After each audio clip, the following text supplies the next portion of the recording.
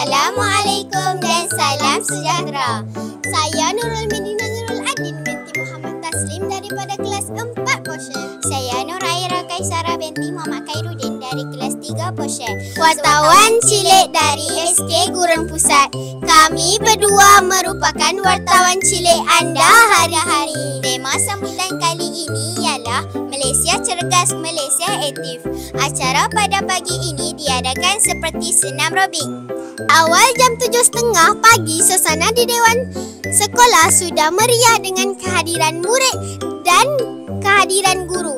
Acara dimulakan dengan senam robik beramai-ramai yang dipimpin oleh guru-guru yang berkaliber.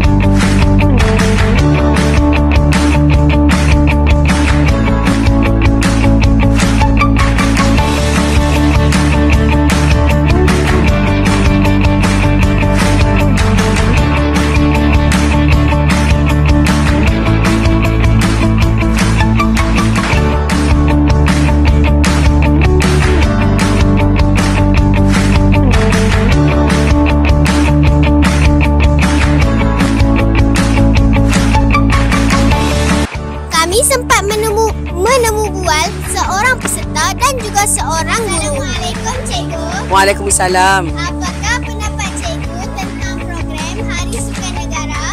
Okey, pendapat cikgu, Hari Sukan Negara ni adalah satu program yang sangat bagus di mana semua rakyat Malaysia dan secara khususnya semua warga sekolah SK Gurun Pusat ni bersama-sama bersukan, bersama-sama menyihatkan badan dalam satu kawasan. Di samping itu, program ini juga boleh mengeratkan hubungan silaturahim sesama kita. Tapi sambil sihat, sambil kita bersahabat. Itu pendapat saya. Terima kasih Cikgu. Sama-sama. Hello Pona. Hai. Apa pendapat Pona tentang program Hari Sukan Negara? Dari sehat, saya kuat. Dari sehat, kuat betul. Terima kasih Pona. Sama. Tahniah kepada semua peserta dan guru yang terlibat. Semoga semangat kesukanan ini diteruskan lagi sepanjang tahun. Sekian sahaja laporan kami sempena Hari Sukan Negara peringkat SK Gurun Pusat. Majulah sukan untuk rakyat Malaysia. Jumpa lagi. Okey, kita nak ulang balik. Hari Sukan Negara disambut pada bulan Oktober minggu ke-2 setiap tahun pada hari Sabtu. Okey, ingat, so tahun depan kita akan sambut lagi Hari Sukan Negara. Okey.